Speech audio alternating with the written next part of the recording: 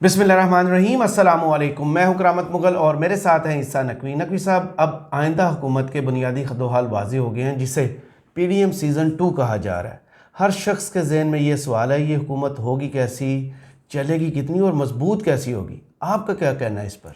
देखें, शुक्र है कि आपने PDM सीज़न 2 कहा। हाँ, आप मनी हाइस्ट का नेक्स्ट सीज़न भी कह सकते थे ऑन लाइटर नोट। देखें, एक परिंदा है जी उसको टर्की कहा जाता है, जी, और पाकिस्तान में या उर्दू में इसको जो है वो फील मुर्ग भी कहा जाता है, पीरू भी कहते हैं कुछ लोग, और कुछ लोग वैसे टर्की या तुर्की कह के भी बुलाते हैं। लटकी हुई गर्दन वाली मुर्गी। हाँ, वो जो उड़ नहीं सकती, जिसके परों में जान नहीं होती।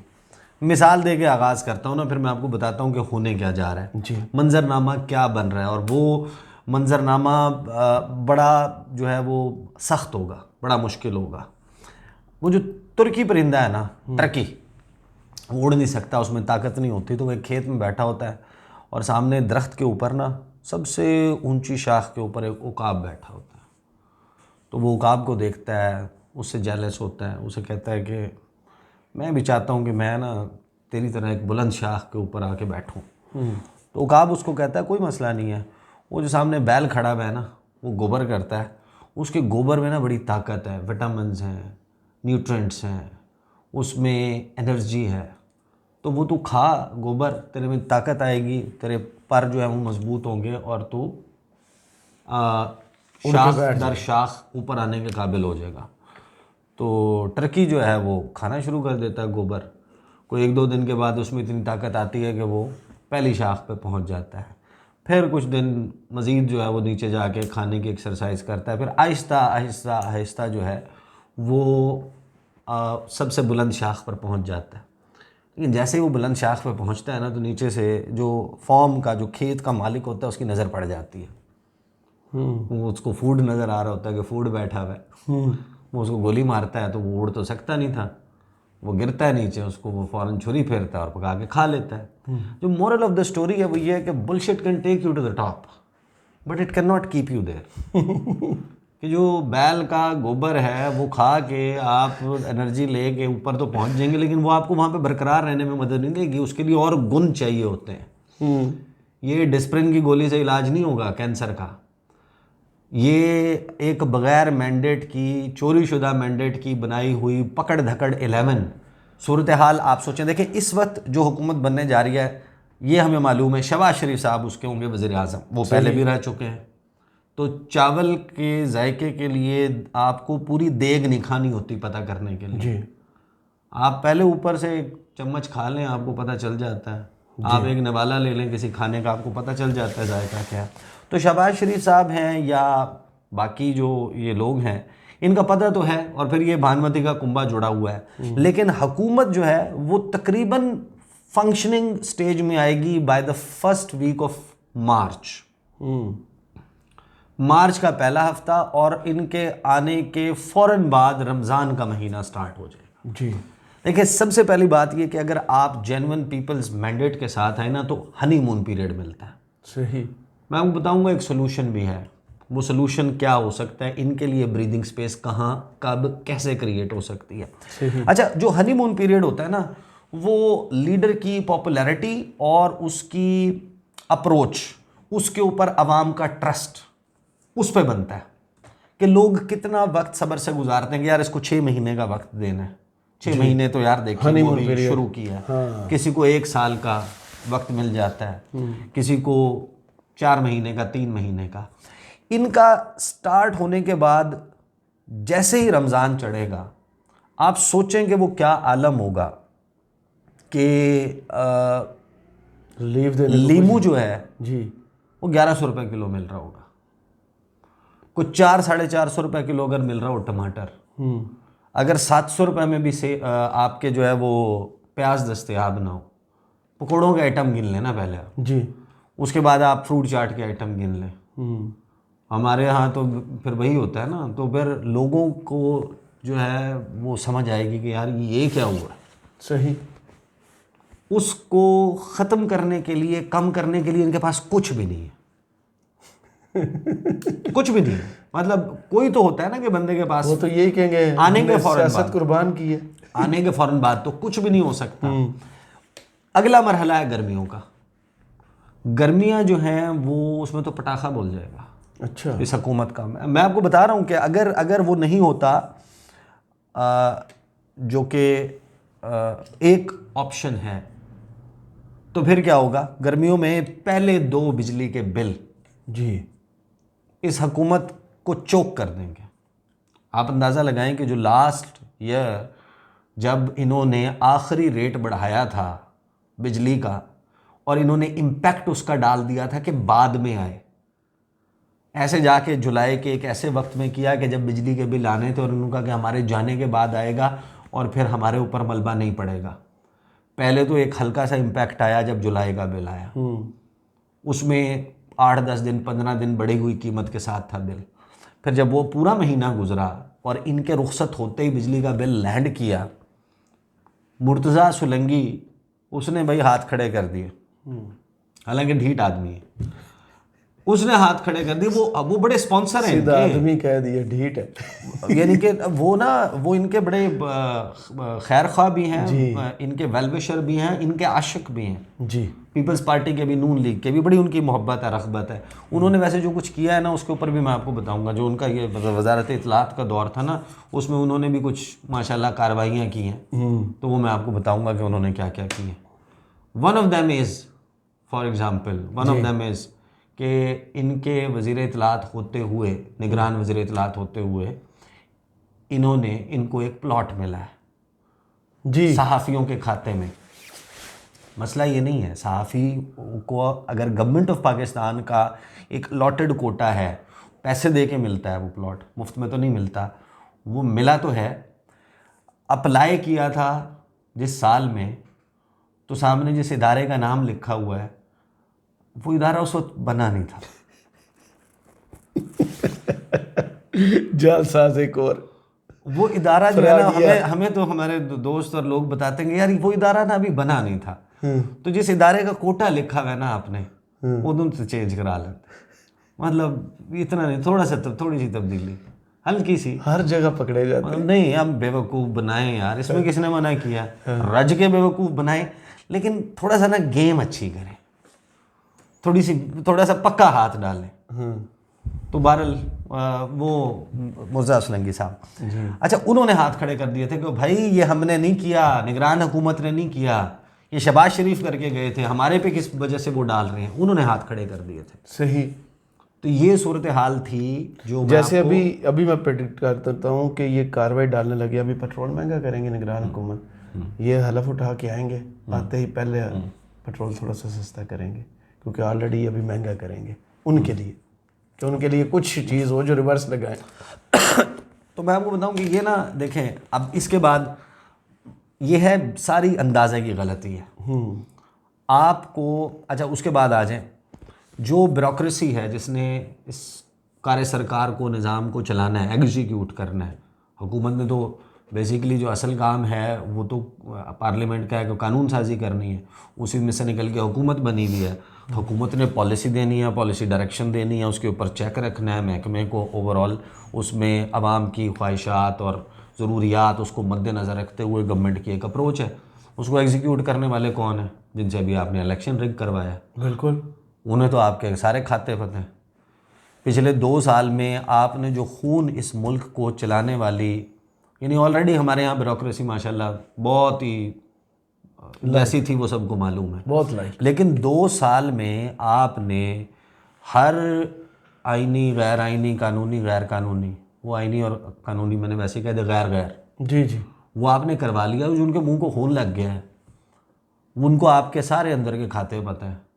उनको पता है कि भाई ये बंदा तो बनता ही नहीं था, इसको तो मुखालिफ को मैंने उठाया है, इसको तो जलसा नहीं होने दिया इसके मुखालिफ का, इसके तो जाली वोट हमने डाले हैं, इसके जो पोलिंग एजेंट्स हैं उनको हमने उठाया है, इसके जो प्रपोजर सेकेंडर हैं उनको उठाया है। इतनी खदमात की हैं, साढ़ा हिस्सा, साढ़ा हक कहते रख। तो अगलों के पास भी कोई जवाब नहीं है, काने।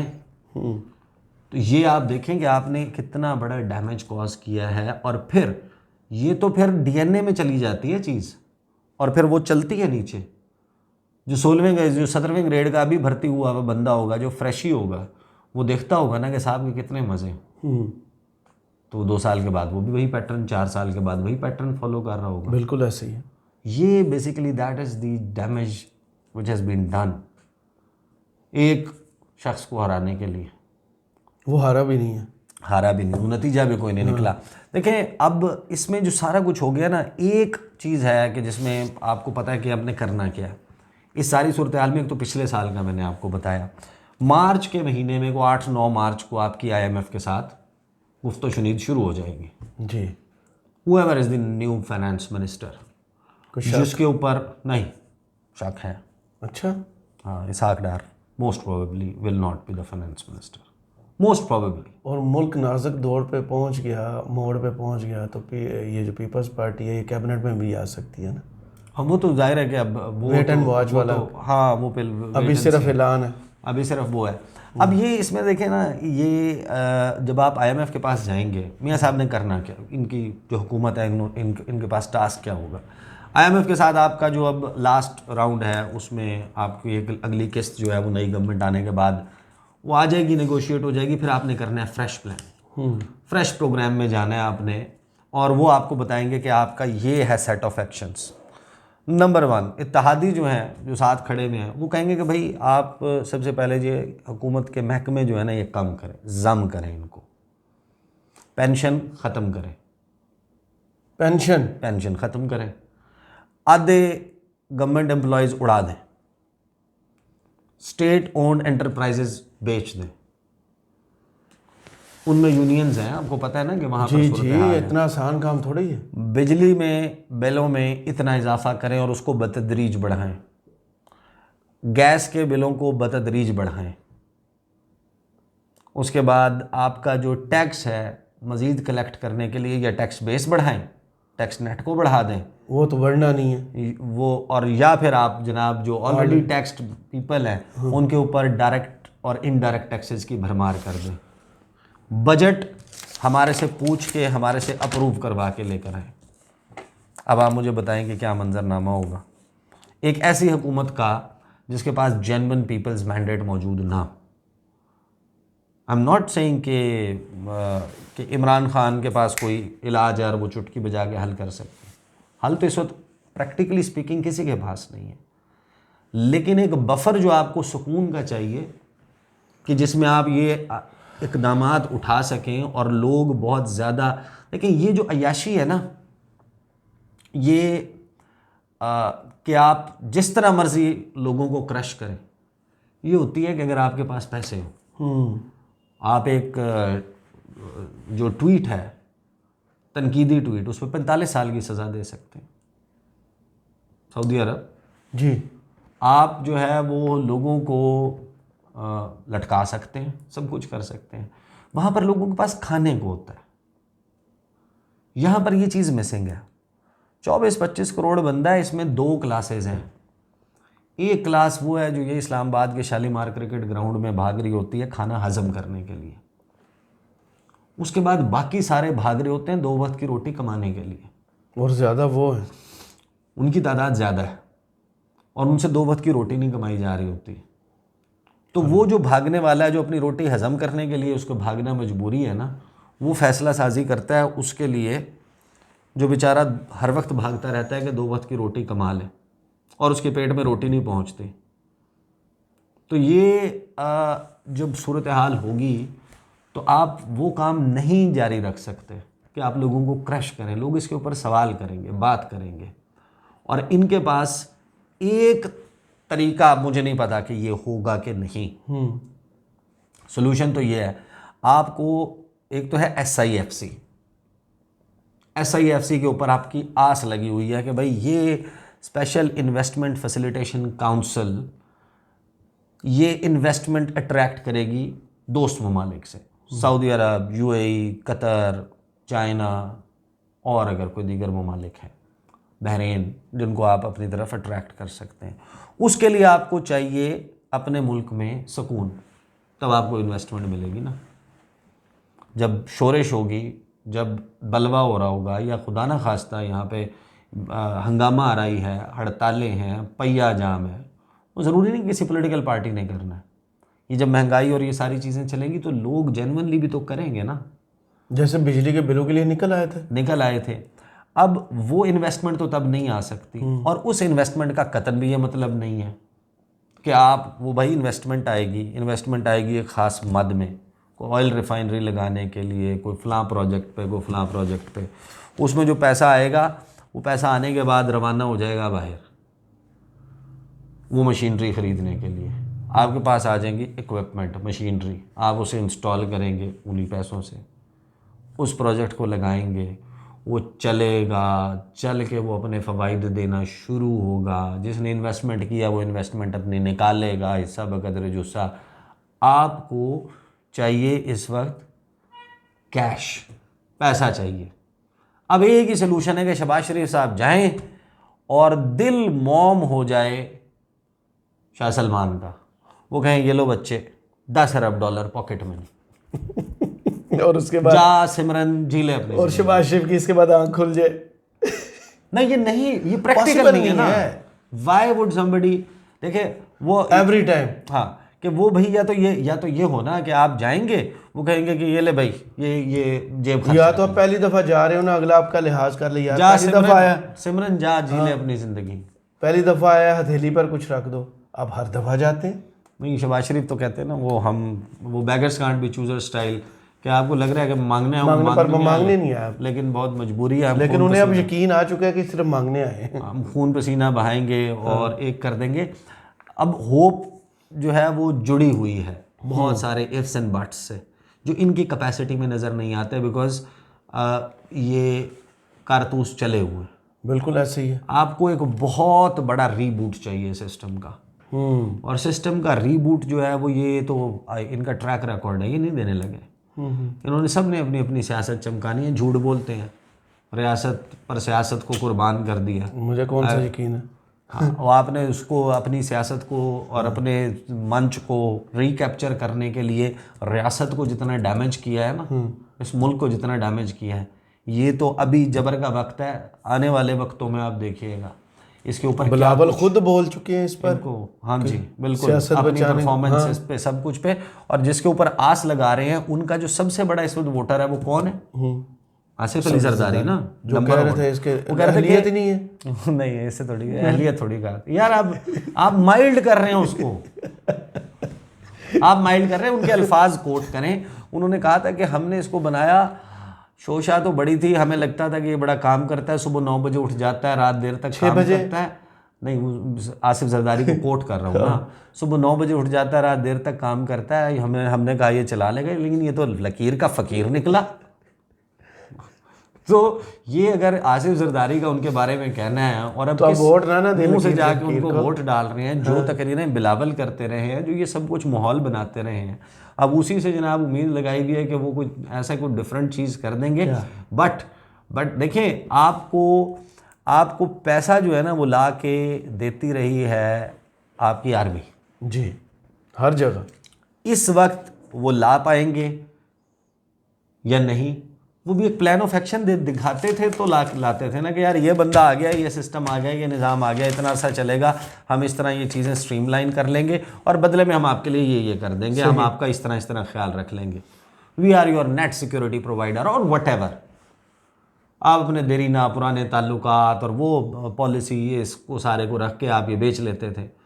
अभी गाहक लगेगा या नहीं PDM सीज़न 2 का, ये बड़ा इंटरेस्टिंग मामला होगा। और क्योंकि आर्मी चीफ ने बड़ा वक्त गुजारा है गल्फ़ रीजन में, सऊदी अरब और उनकी रेपो है, बट आई डाउट के पॉकेट मनी के तौर पे पैसे मिलेंगे। पैसे आपको मिल जाएंगे, उसके लिए 2 चीज़ें हैं भाई, put your house in order, यहाँ पर वो ना हो, अनरेस्ट ना हो, एहतजाज धरने ना हो, कानूनी अदालती मामलात ना चल रहे हो, ये पता हो कि ये हुकूमत धड़ाम से गिर तो नहीं जाएगी, ये छोड़ के भाग तो नहीं जाएंगे, लेकिन इनका तो बिजली के दूसरे बिल के ऊपर पटाखा बच जाएगा, मोटर जल जाएगी, जो सूरत हाल है। और इसमें किसी और का कसूर नहीं है, ये मेहरबान कदरदान साहिबान जो आए हुए हैं ना इस वक्त, वो चौधरी शुजात के घर के सामने वो बैठे हुए हैं सारे, जिसमें वो एक कोने में अलीम खान भी हैं, वो पीछे ओन चौधरी भी झांक रहे हैं, एक तरफ रुखसाना बंगिश और डॉक्टर आसिम आपको नज़र आ रहे हैं। सामने आपको खालिद मकबूल सिद्दीकी, उसके साथ आसिफ आसिफ जरदारी, जरदारी, चौधरी शुजात, फिर शहबाज शरीफ पीछे, इसहाक डार और वो शाफे हुसैन वगैरह, ये लोग आपको नज़र आ रहे हैं। इन्होंने करना है मुश्किल, बड़ा, बहुत बहुत मुश्किल है। सही। बहुत शुक्रिया ईसा नकवी आपके तज़किए का। कमेंट्स बॉक्स में ज़रूर बताइएगा ये वीडियो आपको कैसी लगी। इजाज़त दीजिए, अल्लाह हाफ़िज़।